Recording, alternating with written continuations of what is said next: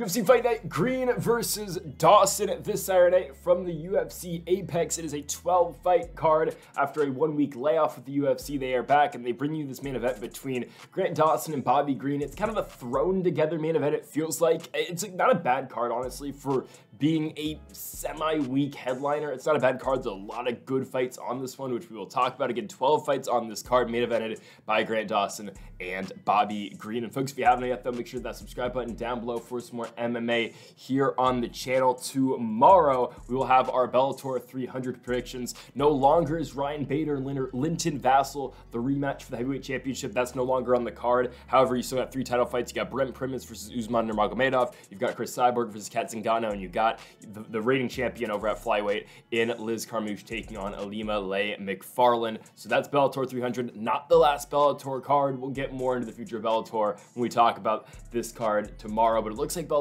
is going to be sticking around for a little bit. And before we get into this fight night card predictions, we're going to talk about, not this card, which we will get to in a second, we're going to talk about the Contender Series. 4 fights on this card after the flyweight fight dropped out. I know I usually post these videos on Sunday, posting it on Monday this week, but again, the Contender Series will be tomorrow. Our first fight will be Mauricio Ruffy taking on Raymond Magomed Aliv, I believe.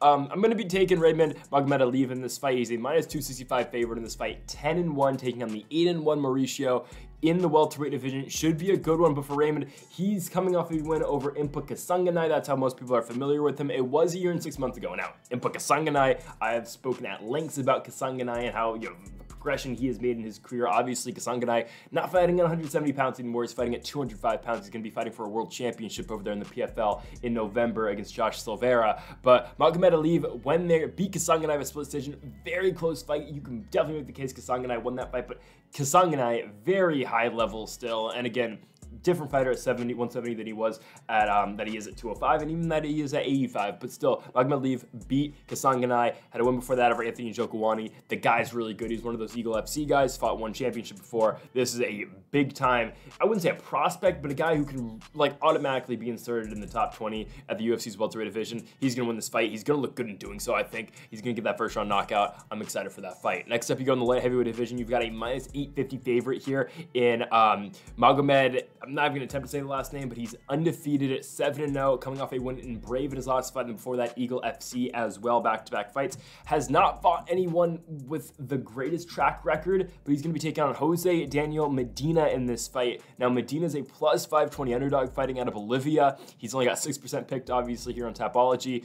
He's going to be a big underdog in this fight. Again, relatively unknown, hasn't really fought anybody. Beat a 4-2 fighter by split decision in his last fight, beat an 11-22 guy in his fight before that. Both these guys have not had the best experience outside the Contender Series. I'm gonna, of course, not gonna pick against the -850 favorite. Gonna be taking him to win this fight by first round knockout, but that's a fight with a lot of question marks attached to it. Next up in the bantamweight division, we have got Eduardo Matias Torres fighting Victor Hugo Silva. A lot of people are split on this fight. It should be a good one. You got the 16-1 Torres taking on the 23-4 Silva. I think Torres picks up the victory. I'm going to take the Chilean fighter. Of course, both these guys on 5+ fight winning streaks. Both very good in their own rights.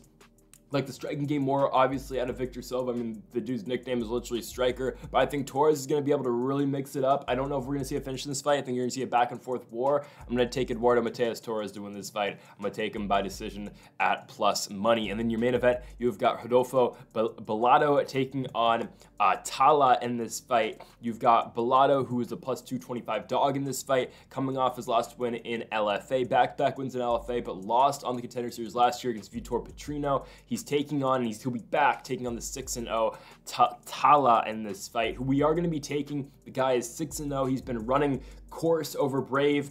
I really like him to win this fight. His last fight, though, was a year ago. Still, though, I'm going to take him to pick up the victory. I think he goes out there, and I think he does get a finish in the light heavyweight division, excuse me. I'm going to take him to get a finish in the first round by knockout or by TKO. However, I think it's a really competitive fight. Of course, Bellato, you just saw a fight in the Contender Series last year. He is back in the main event spot.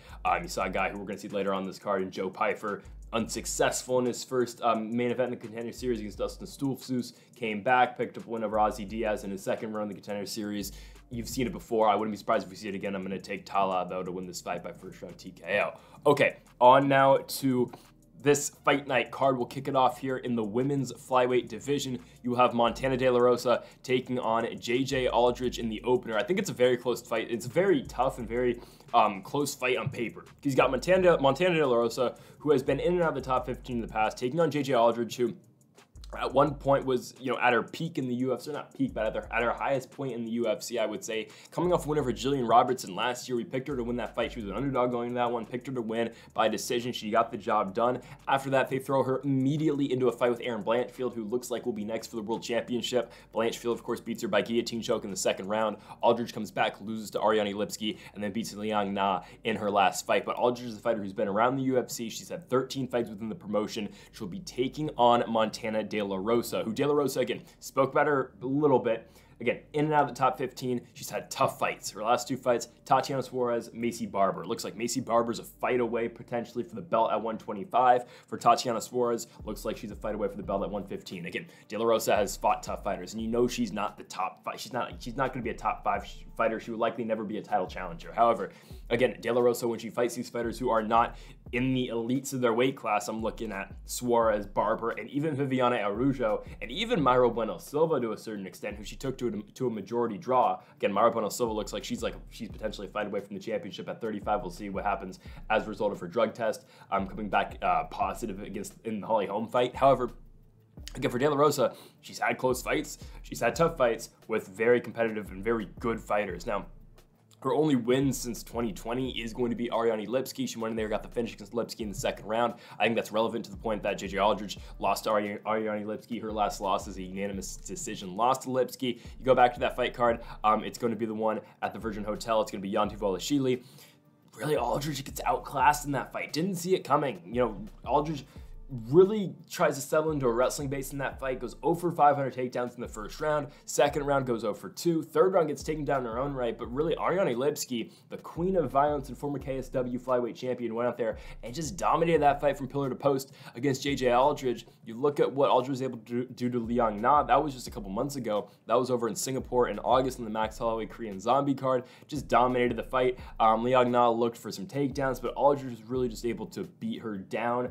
That fight was I think 5 in the morning on the East Coast. It was a super early fight. I didn't wake up in time for that one, but again, Aldrich just really dominates it. You've seen what she's been able to do to fighters like Courtney Casey, Vanessa Demopoulos, who has the fight later on. Jillian Robertson, I think, definitely is, again, her best win. Robertson was not able to take her down. That's going to be the big, point of this fight, and we're going to see it again. It's going to be a point that I'm going to bring up in the main event as well. But really, can Montana De La Rosa get JJ Aldrich down? Because that's where this fight, that's a big point in this fight. Because, again, Aldrich has been a good defensive wrestler against a lot of fighters. She looked to takedowns a lot in the Lipski fight, couldn't get it. In the Liang Na fight, Liang Na does go 3 for 4, but Aldrich, again, able to reverse positioning a lot in that fight and was able to have a lot of success in the ground. It's a really close one. I would give the striking advantage to JJ Aldrich. I think the wrestling advantage does go to Montana De La Rosa. However, again, can De La Rosa get the takedown against Aldrich? That's the question. Montana did go into the second round against Tatiana Suarez. It's something that's that's a tough ask for a lot of fighters. I know it was Suarez coming off of a 4-year layoff, but still, De La Rosa made it the full 5 minutes in the first round, came back in the second round, had a little bit of success, not much really. I mean, it was far and few. There's not much she can do in a fight against Tatiana Suarez, but did hold her own for a little bit until Suarez, of course, got the submission by a guillotine choke in the second round. I think De La Rosa is able to find some success in this fight. I really think she is. Again, I think we've said that, and it's true that De La Rosa doesn't do that great against obviously top 5 fighters, but once you get outside the top 15, she's really good, and there just really hasn't been much of a balance of fighters from 10 to 15 that she's fought. I would say maybe the one fight's Viviane Araújo, but other than that, again, I think De La Rosa is able to beat these type of fighters, especially a fighter like JJ Aldrich. I think De La Rosa is able to grab legs. I think she's able to get her down. I think Montana De La Rosa, I think she's coming in as an underdog right now, slightly. I'm going to take her to win. We'll see where these odds go. I think right now it's about even. I made the graphics yesterday. I think now we're looking at -110 on both sides. I think Montana De La Rosa gets the finish, or not, definitely not gets the finish, but still, I think she wins it by decision. I'm excited for the fight. Surprisingly, I think it's just because it just is a close fight. It's a close fight and difficult fight, I think, on paper to pick. So next up, we will go to Nate Maness taking on Munoz Mendonca in this fight. Or I always butcher his last name. I'm gonna say Mendoza. It's It's not Mendoza. But Nate Maness comes in this fight. He's 14-3. Coming off his last fight where he did lose to Tagir Ulanbekov, loses the fight by a guillotine choke in the first round. That was in November of 2022. For Maness, he has not tasted victory since 2021 in his victory over Tony Gravely, where he beat him by second round TKO. He gets Mateus in this fight, who is 10-1 coming off of his first fight in the UFC. That was on the first card of 2023. He loses it to Javid Basharat, loses the fight by unanimous decision. Since then, booked against John Castaneda. Fight does not happen, and now here he is against Maness. So for Mendonca, I always butcher it. He's coming off of that loss to Basharat, where, again, Basharat really just dominates him. Not much going on the other side. Is a 30-27 win for the Snow Leopard. Again, Basharat is able to win the fight on the ground. Matus isn't really able to take him down. Basharat's able to outstrike him. Again, picks up the victory 30-27. He's going to be taking on Nate Maness here, who, again, Maness has not seen much success in the UFC recently. He just hasn't. He comes into the promotion, he wins his first 3 fights. Fights against Johnny Munoz Jr., against Luke Sanders, and against Tony Gravely. The best win is the Gravely fight. I thought Gravely was going to win that one. Maness catches him and puts him down. Again, Nate Maness not known for his power, but right there, again, put down Tony Gravely for his first finished win in the UFC, or by TKO, picked up the submission win over Luke Sanders. But then they book him against Umar Nurmagomedov, and you know what's going to happen in that fight. Nurmagomedov, again, was Maness like a plus 650 dog in that fight. Nurmagomedov dominated him, beat him by decision, then runs into Tagir Ulanbekov, and Ulanbekov does what Nurmagomedov couldn't in about 2 minutes and submits Maness. Can he get back on the winning track against Matus in this fight? I think he potentially can. I think, you know, you look at this one, you got a minus 230. Mateus is a minus 230 favorite. Maness looking at plus 190. The thing is, again, look at the guys, though, Maness has fought. It's Umar Nurmagomedov, and Tagir Ulanbekov is 3-1 in the UFC. The only loss being to Tim Elliott, which, you know, on paper that doesn't look great, but Tim Elliott has been stringing together some wins. We're going to see what he does against Muhammad Mokaev. I think Tim Elliott is going to give Muhammad Mokaev a run for his money in Abu Dhabi later this month. So really, are the losses that bad for Nate Maness? No, not really. He gets a guy again in Mendonca here, Mendoza, who is 0-1 in the UFC. Like, yeah, again, he picked up his win in the Contender Series by knockout in the first round. He does have power on the feet. But really, like, is Maness, can you count Maness out in this fight? I don't think you can. I don't think the odds should be where they're at. Now, I'm not going to pick against the minus 270 favorite. People are high on Mateus. They are. I'm going to still take him to win the fight. I would not put anything on this fight, considering, again, I don't love the odds. And I think it's hard to pick against Mateus in this fight. But still, the pathway to victory for Maness is out there. I think it is.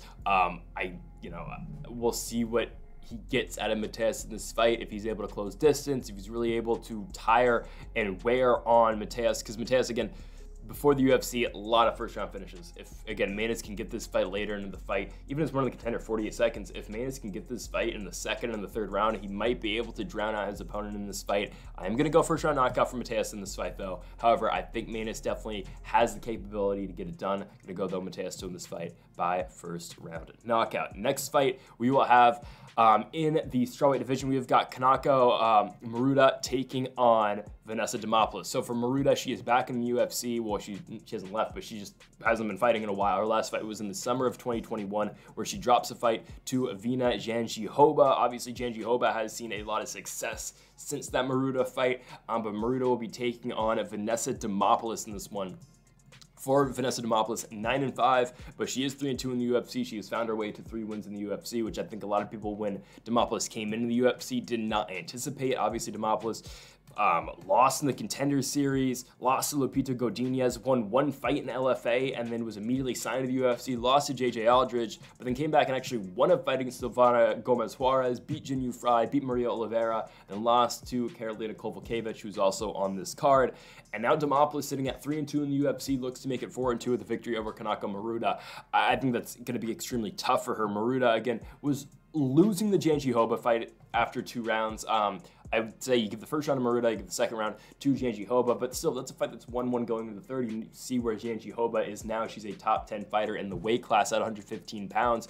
And again, Murata had that fight 1-1 going into the third. Her first fight in the UFC is a win over Randa Marcos by unanimous decision. I think the fight that you might want to look into is her win when she won the strawweight championship over Invicta in 2019, winning a close split decision victory over Emily Ducote. Ducote, another UFC name who's seen the top 15 before. I know she's 1-2 in the UFC, but look at the fighters she's fought. She comes in, takes a ranking right away by beating Jessica Penne, drops one to Angela Hill, drops it to Lupita Godinez. They're going to give her Ashley Yoder next weekend, which is absolutely ridiculous. That's a one-sided murder beatdown. However, Ducote's going to get back on the winning tracks next week. She is like definitely the lock of the week next week. But still, relating that back to Kanako Maruta, winning the Invicta Championship by beating Ducote in a 25-minute fight.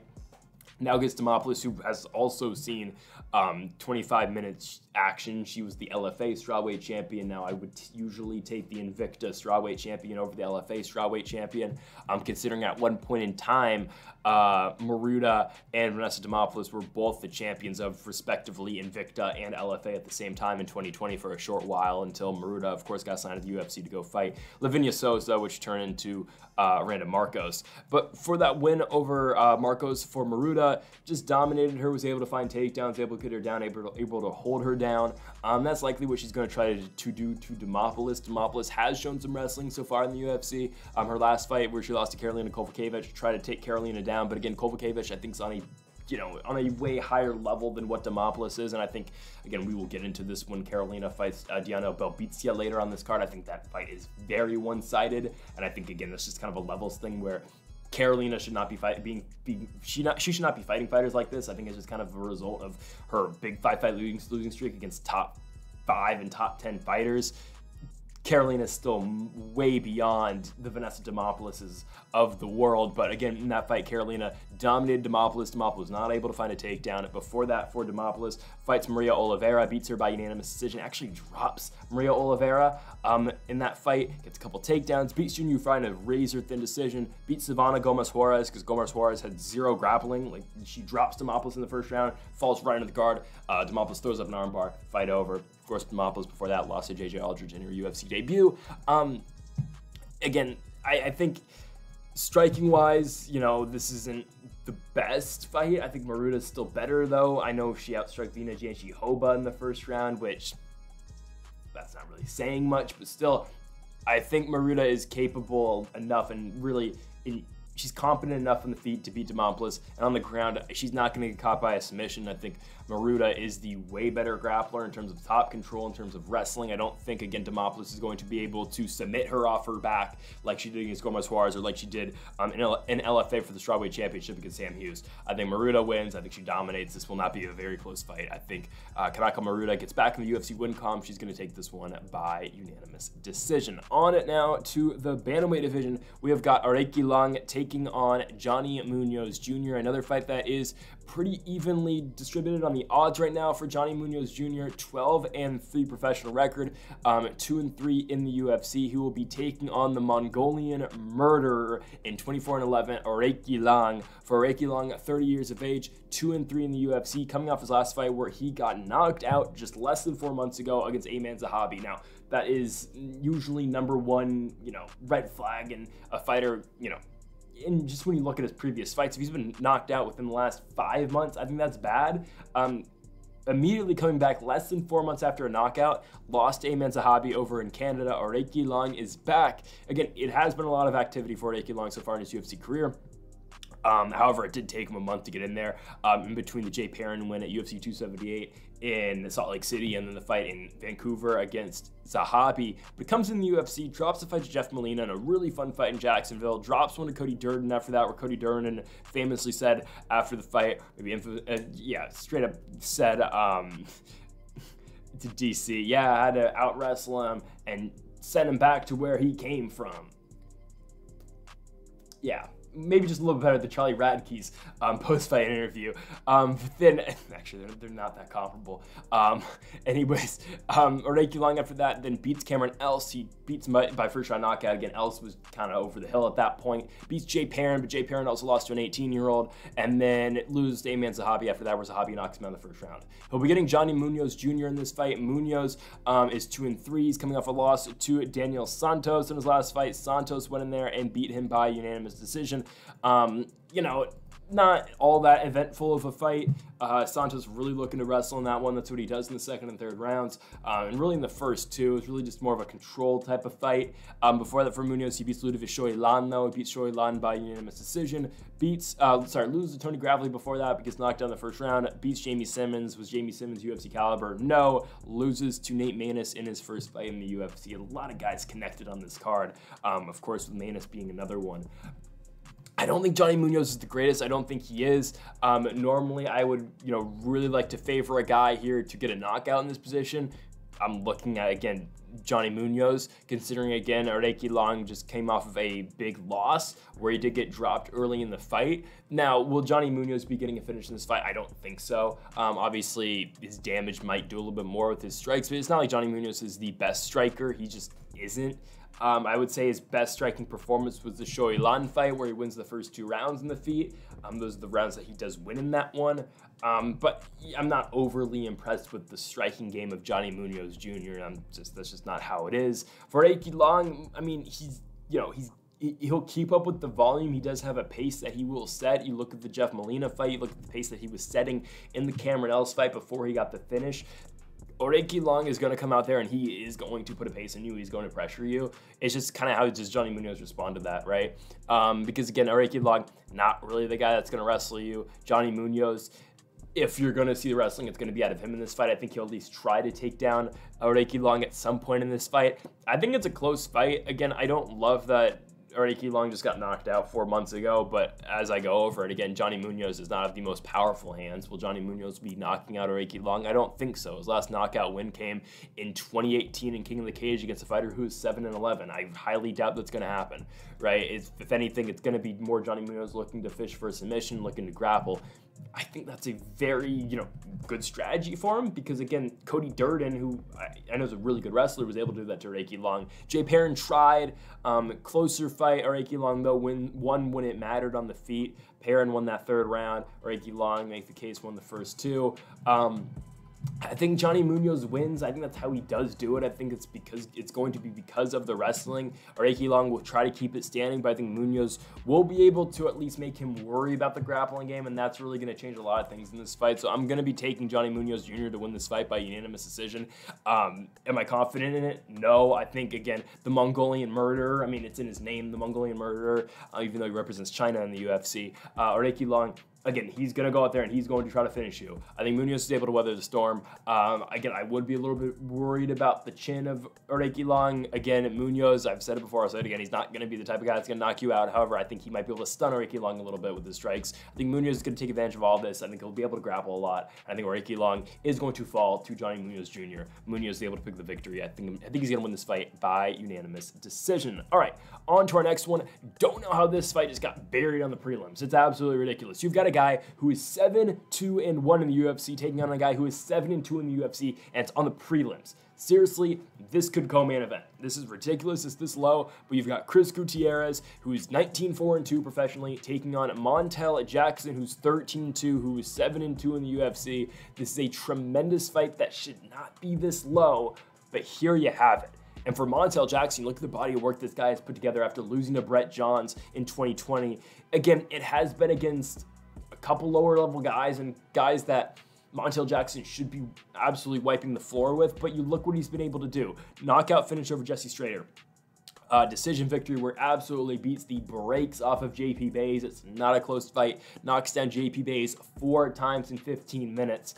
Beats Julio Arce by decision. Knocks him down. Knocks out Hani Yahya in the first round. For Montel Jackson, he has gotten a knockdown in every single fight that he's had since 2019. And he's an active guy. Montel Jackson is going to possess, and you will see some of the best power that a fighter 135 pounds has in Montel Jackson. Montel Jackson is that good of a striker. He possesses that much power on the feet. He is a longer fighter in terms of reach for 135 pounds. You're looking at about a 76-inch reach for Montel Jackson in comparison. For Chris Gutierrez, his opponent, 67-inch reach advantage, or reach just in total for Gutierrez. Do the math, that's a 9-inch reach advantage for Montel Jackson going into this fight, which is going to be huge. Height-wise, Jackson's 5'10", Gutierrez is 5'9". It's just that Montel Jackson has got long arms, and he's got a lot of power in those arms.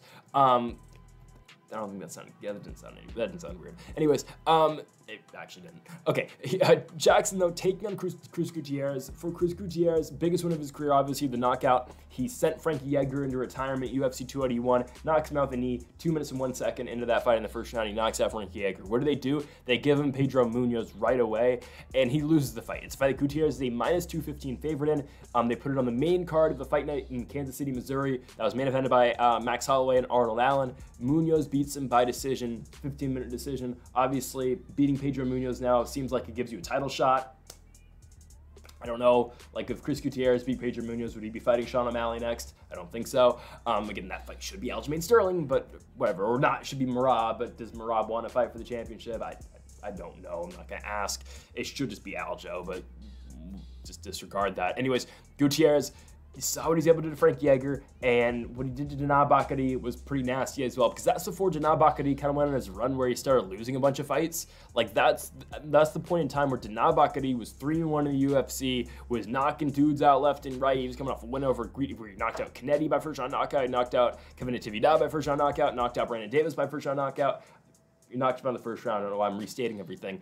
And then Denard Bakary is actually booked against Montel Jackson. Fight didn't happen. Montel Jackson withdrew. So who stepped in? Gutierrez. Gutierrez knocked out Denard Bakary. And now Bakary's lost 3 straight. Gutierrez, Kyung Ho Kong, and Brady Heastan. And it looks like the Mongolian fighter and Denard Bakary is now out of the UFC. But at one point, the guy showed a lot of potential. Who basically sent Bakary out the UFC and put him on this path? It's Chris Gutierrez. And that could have been Montel Jackson. And that would have been a really good test for Montel Jackson at the time. He was booked twice against Denard Bakary. First time Bakary couldn't fight, so JP Bates filled in. And then, of course, Bakary was going to fight Jackson, and Jackson pulled out. However, Jackson has beat Arce and Hani Yahya since then. I am tempted to see, though, like, because, again, Montel Jackson has not fought anyone on the level of Gutierrez just yet. This is the huge step up for Montel Jackson. Just because, again, Gutierrez has been in that same sort of spot, but Gutierrez has been given these bigger opportunities. I mean, getting Frankie Edgar at UFC 281 in Madison Square Garden is a huge opportunity. Again, it was Frankie Edgar's retirement fight, guy who's been a world champion before. And then, again, Pedro Munoz, if you beat Pedro Munoz, you're in the top, like, 7 of the weight class, right? Now, of course, he's no Chito Vera who gets a title shot after beating Pedro Munoz, but still, again, Gutierrez has been fighting these tougher type of guys. I'll bring up the draw that Gutierrez had against Cody Durden in 2020. I don't really put too much into that. You look at the Andre Ewell fight, he finishes, or he doesn't finish him, beats him by decision. Again, both these guys are going to go out there and they are going to scrap, and they both look to get finishes, and they both look to knock down their opponent. I'm surprised, I'm looking at the Tapology picks, that not that many people are picking knockout in this fight. I don't know, because I think both these guys really bring it on the feet. I know you have 2 really good strikers and 2 guys who have not been finished ever in their career, but if anything, I think it's going to happen right now. I think both these guys are going to really go for it. The winner of this fight really puts their name into the hat in the top 15 of the bantamweight division, or at least maybe even the top 10 of the bantamweight division. It's especially a bigger spot for Montel Jackson, because he just hasn't been given the type of fighter like this. Because for Jackson, he's kind of been fighting guys under him for a while, and now we finally gets a guy who, again, Gutierrez has been in that spot, he has excelled in that spot, and now can Jackson kind of basically just replace Gutierrez's spot in the top 15? I think he's going to. I think Montel Jackson really shows up in this fight. I think he's going to get a real statement-worthy knockout finish here. I think Jackson's going to get it done, and I think Montel Jackson is going to knock out Chris Gutierrez, being the first guy to knock out Gutierrez. And I know Gutierrez has got a good chin. I know Munoz knocked him down, was not able to finish him. I think Montel Jackson's that special. I think he finishes him in the second round. Montel Jackson put a rocket to that man. Jackson now goes in the top 15 with a second round knockout victory over Chris Gutierrez. Okay, on to our next fight. It will be Karolina Kowalkiewicz, the former title challenger at 115 pounds, taking on Diana Belbita. I mentioned this earlier on in the video. I don't understand why this fight is happening. Karolina Kowalkiewicz, again, she won on a huge losing streak where she lost 5 straight fights, basically needed to win that 6th fight, the fight after Jessica Penne, to stay in the UFC. She wins it. It is the fight over Felice Herrig, where she submits Herrig in the 2nd round, then beats Silvana Gomez-Juarez by unanimous decision, and then beats Vanessa Demopoulos by unanimous decision. I understand, again, she won this big losing streak, but just real quickly, look at the names she loses to. At the time, they weren't great, but now look at the names that she lost to. And now Jessica Penne, okay, but still, Jessica Andrade. That was prime Jessica Andrade. That was Jessica Andrade before she beat Rose Namajunas to become the world champion. Michelle Waterson. That was still Waterson, who was relatively in her prime. 2019 Waterson was Michelle Waterson when she was making her run for the title. Of course, that got stopped by Joanna Jędrzejczyk in a main event, but still, that was Waterson, who was climbing the ranks, who was in the top 5, looking for a world championship opportunity. Alexa Grasso. Alexa Grasso is the flyweight champion right now. Enough said. Yao Jianan. Yao Jianan is likely fighting Zhang Weili next for the world championship. Now, for some reason, I don't understand why the UFC doesn't realize that they have the 2 biggest female Chinese fighters they probably are going to ever have. They are in the same weight class, and they are going to fight each other next. In Yao Jianan and Zhang Weili, you know the money that can make in China, and they're not even doing it. Like they are going to China in December, but apparently Yao Jianan versus Zhang Weili is not happening in China, and instead they'll probably just fight in like Jacksonville, Florida, because that's how they do business, I guess. I don't know. I think I'm just thinking from a money perspective, it's right there. It's literally right there. Even though Piotr Yan versus Song Yadong in China is pretty cool too, but still, you could put both of them on the card. I'm just saying. I don't think anyone would complain about that. Just make Piotr Yan and Song Yadong 5 rounds if they need it. Anyways, she loses to Yan Jianan. Of course, Yan Jianan is next for the world championship. Now, Jessica Penne is the one outlier. That was the one you're thinking, okay, is Carolina washed? I mean, yeah, she is, but, you know, should she retire? Well, you lose to Jessica Penne, maybe that's when you think that. But, again, Carolina comes back, beats Felice Herrig, beats Silvana Gomez-Juarez, beats Vanessa Demopoulos. Getting a fighter here in Diana Belbita, who's 15-7. Getting the Romanian fighter, who's just, she's 2-3 in the UFC, comes in, loses to Molly McCann. Yeah, loses to Molly McCann. Gets armbarred in the 1st round by Liana Jojua in 2020. Beats Hannah Goldie. Loses to Gloria De Paula, and then beats Maria Oliveira. This is the... Yeah, this is a, I don't want to say a lock because it's a women's MMA fight, but yeah, Karolina Kowalkiewicz, no doubt about it, wins this fight by decision. I'll make the case Karolina might even get a finish late in this fight. I'm not going to pick it by finish because I think that's incredibly tough for Karolina to get, but I just, like, what does Diana Belbita do better than Karolina Kowalkiewicz? Belbita rushes. She does not really, you know, when she tries to strike, she doesn't really account for the fact that she can get hit as well. That's how she got beat in the Gloria De Paula fight. The fights that she has won, yeah, she has just beat Maria Oliveira and she's beat Hannah Goldie to the punch. But Maria Oliveira and Hannah Goldie are not very good. She knocked down Hannah Goldie, but again, oh my goodness, Hannah Goldie's not very good, right? Submitted by Liana Jojua, gets beat down by Molly McCann for 15 minutes in Boston in 2019. The fight's not close. Karolina Kowalkiewicz dominates this fight. Belbita is not going to be able to blitz her at every second of the fight. Karolina's too good for that. Karolina is going to catch her coming in. And again, it's not like Karolina Kowalkiewicz is going to put her on her back and knock her out or even knock her down, but Karolina's going to make her pay. These blitzes that Belbita throws are not going to be enough to beat Karolina Kowalkiewicz. Kowalkiewicz is too good of a fighter for this. She's not one of these lower level heavyweights. I'm too saying that. She's not one of these lower level strawweights like Maria Oliveira and like Hannah Goldie that you can just be like that. Karolina's still borderline top 15. Just give her the right opponents, and this is again giving her the right opponent. 2 15-7 fighters. Karolina gets that 16th win. She wins this fight by unanimous decision. I don't think it's all that close. Next up in the featherweight division, we have got Bill Algeo taking on Alexander Hernandez. For Algeo, his last fight was a win over TJ Brown. He submits him in the 2nd round. He wins the fight of the night in Kansas City, Missouri on that aforementioned Max Holloway versus Calvin Kattar card. He will get Alexander Hernandez, who again has been a mixed bag of results in the UFC. Comes into his last fight. He wins against Jim Miller by unanimous decision. A fight that I honestly thought he was going to lose. I thought Miller was going to go in there. I thought Miller was going to crack his chin, kind of just like what Billy Quarantillo did in Vegas at UFC 282.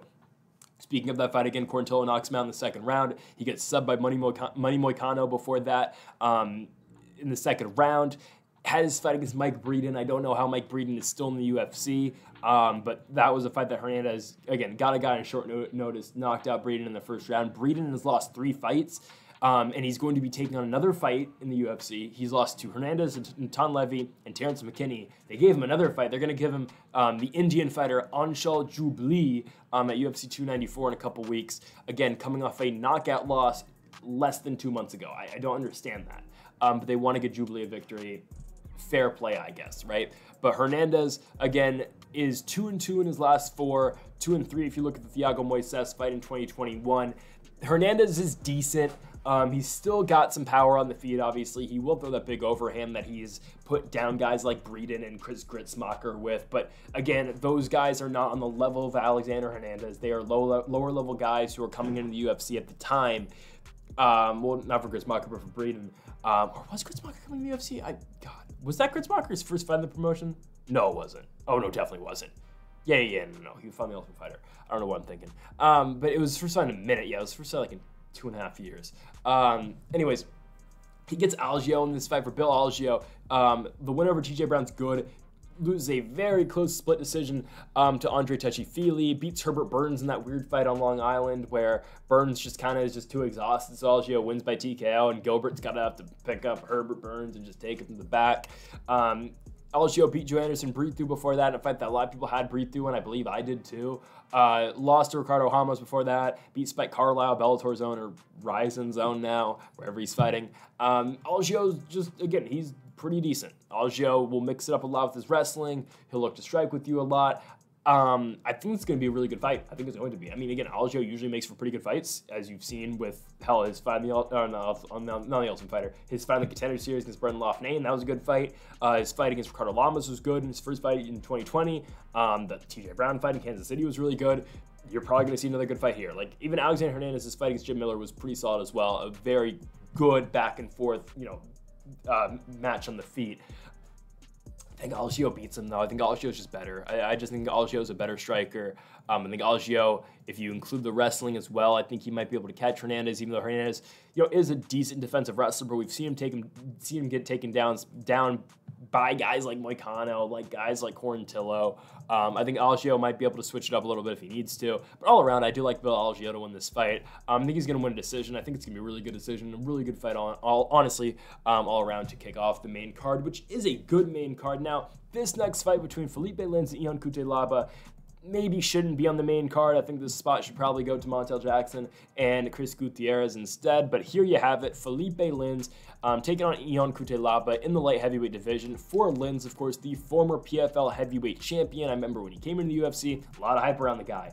Came in, fights Andrei Arlovski, and just gets beat up for 3 rounds. And not much really happened, but Arlovski just beat him to the punch all the time, and Arlovski won the fight. Now, Andrei Arlovski will continue his run of fighting prospects. He'll be taking on Waldo Cortez Acosta on that first card in January, which, of course, UFC has to gift us, of course, another UFC Apex card in January. It's 2024, and they're still running cards in front of no crowds. But Felipe Lins, he loses to Arlovski, gets knocked out by Tanner Boser, then comes back, beats Marcin Prokhnio, beats Prokhnio by decision, then fights OSP of St. Preux, knocks him out in the first round, and then most surprisingly beat Maxime Grishin. Didn't think that was going to happen. He beat Grishin by unanimous decision. Lins just kind of came out there and just put the wrestling boots on and just held Grishin down and really controlled him on the mat. And it was, honestly impressive. I was not expecting that from Lins. Now he gets Ion Cutelaba, he was coming off 3 straight losses. Fight against Ryan Spann, lost. He got finished in the first round again by Johnny Walker. Lost in the second round of the main event against Kennedy and Zejiku. They beats Tanner Boser, finishes Boser on the ground. That was on the Holloway Allen card as well, so a lot of guys coming off that Kansas City card. Booked against OSP a couple months ago. OSP withdrew. I believe he got suspended for steroids. I think that's what happened to OSP. Now he gets Lins. Can Felipe Lins take advantage of the losses that Cutelaba has had? Potentially. I mean, I think, again, Cutelaba is going to swing, obviously. That's probably what's going to happen. Cutelaba is not the worst wrestler in the world either, right? So will Lins result to that wrestling game that he has shown in both the Prokhnio and Grishin fight? Maybe, right? But Cutelaba hasn't been the worst wrestler in his own right either. Cutelaba's not really a guy that gets taken down all that much, considering not many guys really want to try to take down Cutelaba because there's better ways to beat him, right? Well, okay. Well, Spann caught him on a guillotine coming in. Johnny Walker got him with a rear naked choke as well. So actually, scratch that. That's probably a stupid point. I was making the case that you can also knock him out as well, because that's what Kennedy Ezejiku did to him, right? I think Lins is honestly better here. I know Lins is older. He's 38 years old, but Cutelaba has not been that great. You know, I know he beat Tanner Boser, but beating Tanner Boser in 2023 is not the best, most significant thing in the world. Cutelaba's just lost a lot. He hasn't won all that much. He has 2 wins since 2020, and he's fought a lot. He lost on Ankalaev twice. Draw against Jacoby, beat Devin Clark, lost to Ryan Spann, lost to Johnny Walker, lost to Ezejiku, beat Tanner Boser. I think this is a spot where Felipe Lins kind of takes advantage. You know, like Lins's chin hasn't looked bad since the Boser fight where he kind of just got cracked. I still think Lins honestly has the skills and has the tools that let him go on that 4-0 run in the PFL where he beat the Big Show, Jared Rochal, and then beat Josh Copeland to win the heavyweight tournament. I still think Lins kind of has it. I think as a whole, if Lins is able to mix it up with the wrestling, I think he's able to see some success there. I think Lins is able to drag Cutelaba into some deep waters in this fight, and I think his striking game as a whole wins him the fight. I think I'm going to take the underdog in this one. I'm going to take Felipe Lins. People are picking Cutelaba a lot. A lot of people like Cutelaba by knockout. I like Felipe Lins to win a boring, well, hopefully not, but not the most entertaining decision. I think that's how he gets it done. I think Lins is able to go out there. I think he's able to do just enough. I think he's able to pep him up on the feet. I think he's able to bring it down if he needs to, and all around, again, I think Felipe Lins puts together a nice performance and picks up the win by unanimous decision, which is saying something because I don't think I've ever picked Felipe Lins. Yeah, I haven't. The only time I've not picked Felipe Lins since he lost to Tanner Boser. That was in 2020. I'm taking him here. I'm taking Felipe Lins to win. He is 38 years old, which is a little bit concerning, but I'm still going to take him to win by unanimous decision. Next fight just feels like just brutal. It just feels like a punishment. I don't know why it's happening. Drew Dober, Aoriqileng. The biggest favorite on this card is going to be Drew Dober for good reason. I know he is coming off a loss to Matt Frivola at the Prudential Center in Newark, New Jersey in May, where he got knocked out by Matt Frivola, who again will be taking on Benoit Saint Denis in MSG in November, which seems like a really good fight between 2 guys who are kind of just on the border of being ranked or unranked, right? But that's a really good fight. Drew Dober is still really good though now. He was losing the fight against Bobby Green until he again knocked out Bobby Green in the second round, but like, I really, and I'll make the case again, I think Bobby Green would win a rematch. But Drew Dober is good. He's got a lot of power. His striking game has gotten a whole lot better over the last couple of years. He's always got that wrestling that in his back pocket if he needs it. That's kind of where he went a little bit in his UFC career. Like, back in 2018, he did that some, but yeah, it's going to be mostly the striking game out of Drew Dober that's going to win him fights. As you've seen recently, again, the knockout of the night, finish win over Bobby Green. He gets a performance bonus in that fight over Rafael Alves, where he finishes in the 3rd round. But that was the body kick, right? The hook to the body. It was a punch to the body against Alves. The big knockout win over Terrence McKinney. Again, Dober recently has been really good with the striking. You're not going to see much wrestling out the guy, even though he does have some grappling skills in his back pocket again. But you're going to see the striking game into Drew Dober. He's taking on Aoriqileng. Okay, Aoriqileng just got knocked out in his last fight by Christos Giagos. That was on the Pavlovich versus Curtis Blades card in the Apex. Christos Giagos, since that Aoriqileng fight, got submitted by Daniel Zellhuber, obviously on the Mexican Independence Day card. Giagos has lost 3 out of his last 4. I know he's been taking on tough guys like Sarukian and Moises, but still, Aoriqileng got knocked out in the first round in 95 seconds. And now they're saying, okay, go out and fight Drew Dober, who's got unlimited power. It just doesn't make sense to me. It really doesn't. I know it's been a while, so obviously you do like to see that the chin has been brought back to life to a certain extent. But it's in Glenn's return after he lost in 2018 to Kevin Aguilar. He comes back 3 years later. He beats Joaquim Silva. Okay, knocks out Silva in the first round, 37 seconds. That's great. Then he's got the draw against Grant Dawson, where Dawson just kind of runs out of gas at the end of that 3rd round, which we'll talk about that a little bit when we talk about him versus Bobby Green. I don't know if that's entirely relevant anymore, considering Grant Dawson has had a lot of fights and has looked a lot better since that fight against Aoriqileng. But in a 5-round environment, in a 5-round fight, that is obviously something to look out for. And then, of course, Glenn loses to Christos Giagos. So, like, what out of those fights shows you that Aoriqileng can beat Drew Dober? The one thing is going to be, if Aoriqileng goes in there and it's just going to be a straight-up firefight on the feet where It probably will be. Drew Dober has shown the susceptibility of getting dropped before, right? Terrence McKinney dropped him in 5 seconds when they had their fight in 2022, right? Bobby Green was not able to drop Drew Dober, but Bobby Green was boxing up Dober. Now, can Ricky Glenn box up Drew Dober? And Favola knocked out Dober as well in the first round. But can Ricky Glenn box up Drew Dober for 15 minutes until he gets a finish? I don't think so.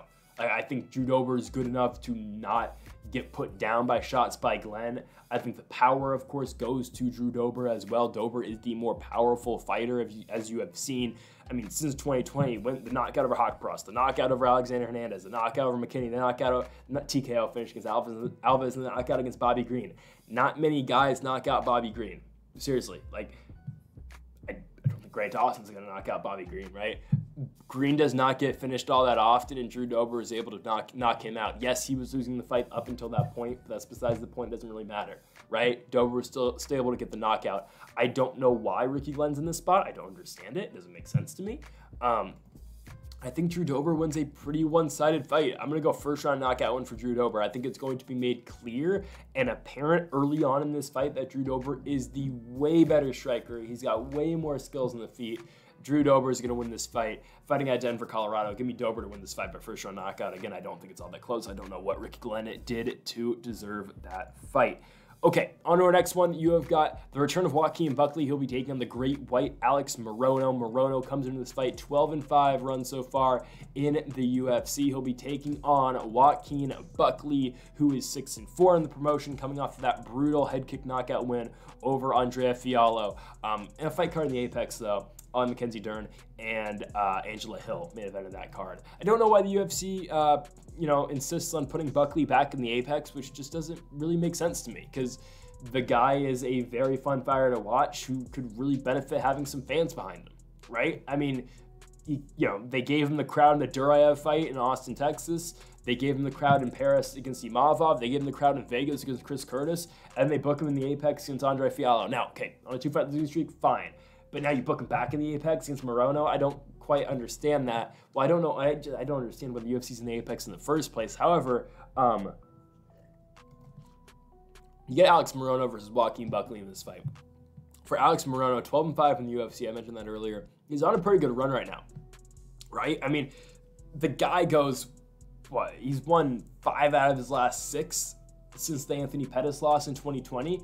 He beats Cowboy, biggest win of his career, beats David Zawada, beats Mickey Gall, beats Matthew Semmelsberger, runs into Santiago Ponzinibbio and just gets beat in the 3rd round. He gets dropped. It's that's a fight. That's a crazy fight too, because Morono was looking good up until that point. Morono drops Ponzinibbio in the 1st round. 2nd round, Ponzinibbio wins. It's likely 1-1 going into that 3rd, and Ponzinibbio gets the knockout to seal the deal and win the fight at UFC 282. And then since then, Morono, of course, came back early this year on the Rosa Strike Almeida card in Charlotte, North Carolina, and he goes up there and he submits Tim Means in the 2nd round with a guillotine choke. Now, we thought that was going to be the end of the career for Means, obviously, or we thought that was the beginning of the end of the career for Means going into the Fiallo fight, and he finishes Fiallo. So I guess Means is going to keep fighting, and Andrea Fiallo on back to the PFL, it seems. Or probably, actually, I don't know if the PFL will take him. Maybe Bellator. I don't know. Actually, that's going to be the PFL too. Anyways, Morono has looked good. So, if anything, this is a very tough fight for Joaquin Buckley, because Morono has beat these guys. Sure, is David Zawada the best win? Is an old, washed-up Cowboy Cerrone the best win? Is Mickey Gall the best win? No, they're not. But still, it's a guy that's got a lot of experience, who has won a lot of UFC fights and has had a lot of UFC fights as well. And again, has fought cream of the crop guys as well, like Ponzinibbio in the past. But again, Joaquin Buckley, the striking game you are going to get. This guy's got a lot of power. He will throw with both of his hands.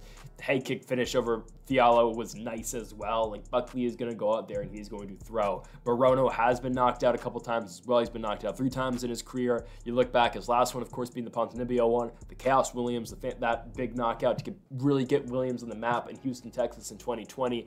And the other finish loss, I mean, you got to go back to a loss in Legacy FC in 2014 to Diego Henrique, who did see a spot on the Contender Series in 2018 against Antonio Arroyo, but lost that fight. However, for Morono, again, he has been knocked out before, so that's the spot for Buckley, obviously. But how does Morono win this fight? you know, obviously it's going to be through striking too. I just think it's going to be from Morono. Going to have to close distance, going to have to really get inside, and he's going to have to do some damage without getting hit with the big power shots.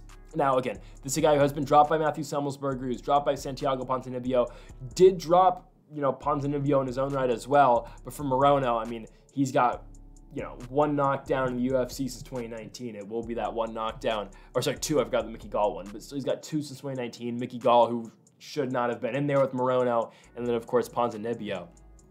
I think there are spots for Morono to win this fight though, because I think Buckley again sometimes does rely on the power and doesn't really look at it from a technical striking point of things. And for Morono, I think he can make it a scrap to the point where again Buckley is just looking to knock him out, and that's where Morono can't take advantage. But in that same regard, Joaquin Buckley is just looking to knock him out, and that's not going to play too great for Morono at the same time. I think that's where I think Buckley is able to find a lot of successes. Again, Morono is looking to strike with them because Morono doesn't really wrestle all that much, right? So it's going to be a striking fight. Buckley eventually is going to catch him, and I think that will be early in this fight because that's what Joaquin Buckley does do.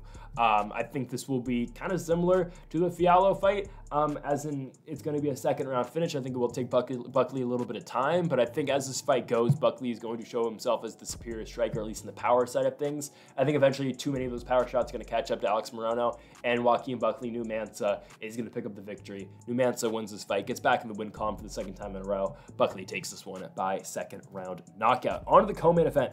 You have got a huge favorite who rivals Drew Dober as potentially being the biggest favorite on this card, which is crazy to me, in Joe Pyfer taking on Abdul Razak Alhassan. That line is crazy for Pyfer right now. It just is. It's to the point where like you look at putting some on Abdul Razak Alhassan just because that guy's got crazy hands. I know he has been beat by better strikers before, and he's a guy who does heavily rely on his power. However, Pyfer's only 2-0 in the UFC. It feels like the guy's been around for a much longer, considering after he won his fight against, or after he won his Contender Series fight, they were showing him in the front row of UFC pay-per-views. Like the promotion has pushed Pyfer fairly well, and how do they reward him? They put him in a card where he's fighting in front of absolutely nobody in the UFC Apex, because that's real great, right? Doesn't make sense against a guy who is a monster in Abdul Razak Alhassan. Like again, if you have seen Abdul Razak Alhassan fight, you know the power that he's got. He's able to go out there and absolutely stiff Claudio Ribeiro. Now maybe Claudio Ribeiro wasn't the guy that we thought he was after he lost to Roman Kopylov, but Kopylov's good in his own right too. But Abdul Razak Alhassan does have power, obviously. I mean, I think the win that he needed to have was the Alessio Di Chirico knockout win. And I know you think, okay, Alessio Di Chirico was not the best UFC fighter. Well, at one point, Alessio Di Chirico was on a little bit of a run. Now, that was one fight, but it's the Joaquin Buckley knockout. You're thinking, wow, all right. He head kicks Buckley in the first round. He takes the hype away. And again, Buckley's hype has never truly recovered since then. I know he's lost fights since, but still, that was the fight that really stunted the hype of Buckley. I mean, again, go back to the fight. Go back to that point in time. First UFC on ABC card in Abu Dhabi. Buckley's the big promotional guy who's coming off the big knockout win over Kasanganay. Then he finishes the Beverly Hills Ninja, Jordan Wright. And then they book him against the guy on Alessio Di Chirico, who's lost 3 straight fights, the likes of Holland Muradov and Zach Cummings. They want Buckley just to go out there and knock him out in the first round, get it for the socials, and beat him on ABC. However, Buckley gets knocked out in the first round by Di Chirico with a head kick. What has Di Chirico done since then? Knocked out by Abdul Razak Alhassan by a head kick, and then knocked out by Roman Kopylov. Not much has gone on for Di Chirico. However, at the time when Abdul Razak Alhassan did finish him, that was crazy because he was an underdog going into that one. He needed the win to stay in the UFC. He's a plus 200 dog against Di Chirico, and he goes out there and he wins. Because, again, he was on a 3-fight losing streak. He lost to Munir Lazzez in a pretty good back-and-forth fight. Again, that was, Abdul Razak Alhassan, though, coming off a 2+ year layoff. Lost to Cass Williams in the first round where he just got stiffed, and he was scary. He was on the octagon canvas for a good, 3 minutes after he got knocked out. And then the fight against Jacob Malkoun, well, what does Jacob Malkoun do to guys? Sits there, wrestles him, lays on him. Now, he knees him in the head as well while they're down. Now, I'm not taking a shot at Malkoun, Cody Brundage, or sorry, that wasn't, oh my goodness, it wasn't knee in the back of the head. It wasn't knee while down. It was elbow to the back of the head. Knee to a ground opponent was the Contender Series one recently too. That was kind of ridiculous. But yeah, the Cody Brundage kind of stole that one a little bit, but I'm glad he got his win money, I guess. I think he did. I don't know. He's probably still not getting another fight in the UFC. However, Maybe they'll run that fight back, and Malkoun will be an even bigger favorite because he's like a minus 450 favorite in the first fight against Brundage. However, for Abdulrahman Alhassan, again, he runs into Malkoun, and Malkoun just kind of just lays on him. And then, but of course, he gets to Chirico, knocks him out, gets Buckley, loses, gets Ribeiro, wins. Now, he was booked in Bruno Ferreira a couple times. Fight doesn't happen. It got rescheduled. Then Alhassan withdrew from the last one. Ferreira instead got a really tough out in Ralston Ruzbaev, which that guy's solid. We're going to talk about him when he fights, I believe, in Brazil in a couple months. But for Abdulrahman Alhassan, he gets Joe Pyfer in this one. Now, I don't think Pyfer should be this big of a favorite. It doesn't make sense to me. He's been good, right?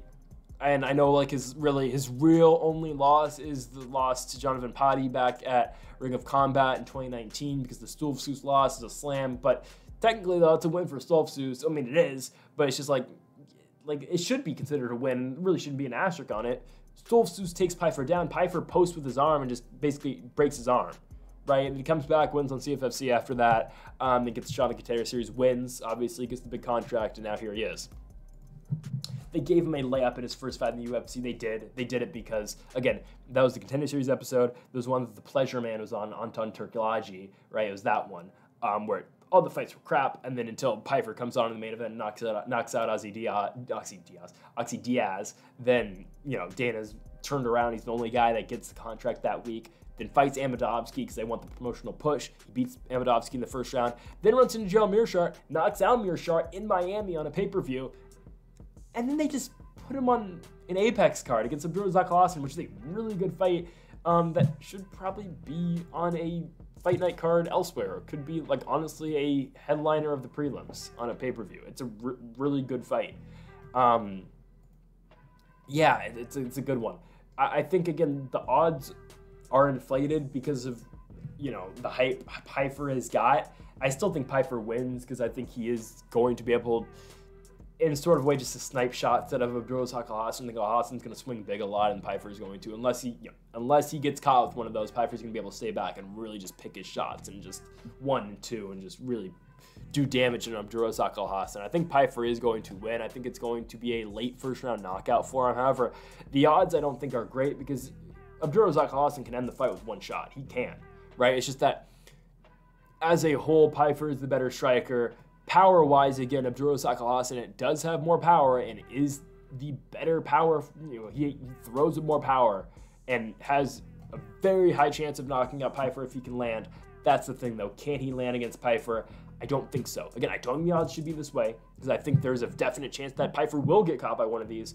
However, I think Pyfer is able to stay out of him. I think Abdulrahman Alhassan is not going to connect. Pyfer's going to stay out, and Pyfer is going to probably hit a combo and put down Abdulrahman Alhassan and finish him on the ground. So I think Pyfer wins. Again, really keeps his momentum going. A first-round knockout victory over Abdulrahman Alhassan will do wonders for you. That's what he does. He'll win the fight by first-round knockout. On to the next one, and it will be the main event. Bobby King Green gets Grant Dawson.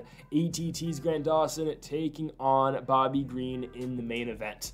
Again, a weird fight. I didn't think this fight was going to happen, considering it's just 2 guys in Grant Dawson who's been on the way up, right? He's beat Jared Gordon, he's beat Mark Madsen, he beats Damir Ismagulov in his last fight 3 months ago in the Strickland and Abu Smagomedov card, and now he gets a guy in Bobby Green who, okay, loses to Drew Dober, has no contest against Jared Gordon, the clash of heads, beats Tony Ferguson, and then gets a Apex main event against Grant Dawson, his second main event, obviously the first one being basically a #1 contenders fight, believe it or not, it was against Islam Makhachev back in 2022, where I see a lot of people making the comparison. This is what this fight is. It's just another one of those fights. It feels like Grant Dawson is going to do to Bobby Green what Islam Makhachev did to him. That's not going to happen. I think a lot of people like to undersell how good Islam is at times. I think, yes, he's in for a very tough fight when he fights Charles Oliveira. I think if he gets past Oliveira, I think Justin Gaethje is going to be a really tough fight for him as well. But Grant Dawson's no Islam Makhachev. He's not. Now, I think the crazy thing, I think Bobby Green had a higher percentage of voters on Topology for the Islam Makhachev fight than he did for the Grant Dawson fight. That's kind of crazy. Let me see. Yeah, Bobby Green at 11% for that fight against Makhachev. He's got 9% this weekend against Grant Dawson. Obviously, I believe he was a way he was a way bigger underdog in the Makhachev fight, plus 575. This one you're looking at plus 280 around for Bobby Green. I think we have it at 240. I think it's it's gone up for Grant Dawson since then, which is fair because again the guy's 21-1. Yeah, the one loss being a fight in Kansas City in 2016 where he got finished in the first round, but it's been all smooth sailing for the most part for Dawson in the UFC. And the one fight that goes against that is the fight against Aoriqileng where he does tire going into that third or at the end of the third round, really tires against Aoriqileng. It's a majority split decision, so he, of course, or it's just a majority decision, so it's a draw. It's a majority draw. Comes back, subs Grant Dawson, subs Jared Gordon in a fight where he really just dominated him wrestling, then beats Mark Madsen, subs him in the third round, and then beats Samir Ismagulov by decision. A fight where, again, he was just better on the ground than Ismagulov, was able to take Ismagulov down, was able to hold him down. I'll make the case that Bobby Green doesn't really get taken down, though. Bobby Green is a good defensive wrestler. The last guy to take down Bobby Green and really hold him there, well, it was Islam, but other than Islam, you're kind of hard-pressed to find someone that has been able to just hold Green down. Guys have taken him down before. Guys have tried to take him down. Guys have had, have thrown a bunch of takedowns his way. Look at the Clay Guida fight. Look at the fight that he had with Moises, but neither of those guys were able to hold Green down. Lando Venata the first time around tried a lot, but still, other than Islam, Bobby Green has not been held down wrestling. So I think that's a point that really makes this fight tougher than a lot of people think it's going to be, I think, for Grant Dawson. I think Bobby Green's going to fight off a lot of takedowns in this fight. This will not be a walk in the park for Dawson. I think I see some people taking Dawson by first round submission. It is not going to be that. Bobby Green is going to give him a tough fight. And yeah, Bobby Green is coming off a submission win in his own right. He submitted Tony Ferguson in his last fight with an arm triangle choke. But what Bobby Green is able to do to Tony Ferguson, I don't care what version of Tony it is, and Tony will be fighting Paddy Pimblett next. Unfortunately, I hate to say it, guys, Paddy Pimblett's going to knock out Tony Ferguson. I think it's going to happen. I hate that, but it's probably going to happen. But Bobby Green was able to go out there and absolutely dominate Tony Ferguson completely in that fight boxing-wise. It was not close. People like to, I know people like Tony Ferguson. They want to, they want to say we have prime Tony back. It's gone, right? Bobby Green, it was one-way traffic in that fight against Tony Ferguson. That's all that was. So don't underestimate how good Bobby Green is. I've been a big Bobby Green fan for a while. Again, you look at the Drew Dober fight. Okay, again, he gets caught. It's gonna happen to you. Drew Dober's got power. Well, everyone's got power, but again, in this fight, I don't think much of the striking game out of Bobby Green. There's not much I can say about it. Again, I've made the case before.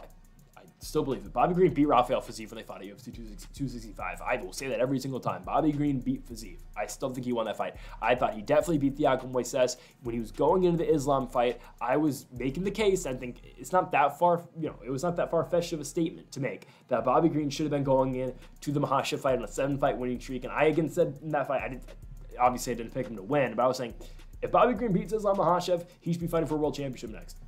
Because if you beat Islam and you're on you should be on an 8-fight winning streak. You should be fighting for the championship. Now, of course, you lose to Islam, lose to Dober, but comes back. We're not going to talk about the Jared Gordon fight. Nothing happened. It was a headbutt, no contest. And then, of course, the Tony Ferguson fight again goes out there and beats Tony Ferguson, right? So now you get him and Grant Dawson. And again, Dawson has looked good. He has gotten better. But again, Bobby Green, he's going to be there for 25 minutes. He's going to be able to strike for 25 minutes. Can Dawson do that? I don't know. That's the part that gets really close for me in this fight. I think Bobby Green, and it all comes down to the defensive wrestling that Bobby Green's able to do, the defensive grappling that Bobby Green's able to do, and can he hold his own on the ground against Grant Dawson? That is completely that's the big thing in this fight. Because I don't question that if this fight stays standing and say Bobby Green is perfect defensive wrestling against Grant Dawson, Bobby Green's going to beat Grant Dawson. Because in a striking fight, Bobby Green will outclass him on the feet. And eventually, he is going to break Grant Dawson. But again, can Dawson get him down? I think eventually he can. I think it's going to take some time. But I think a lot of people are taking Dawson by finish. I don't think that's going to happen. I'm taking Grant Dawson by decision. I think it's a close fight. Again, I think he beats Bobby Green. I hate to say it because I'm a huge Bobby Green guy. I've always been a big Bobby Green guy.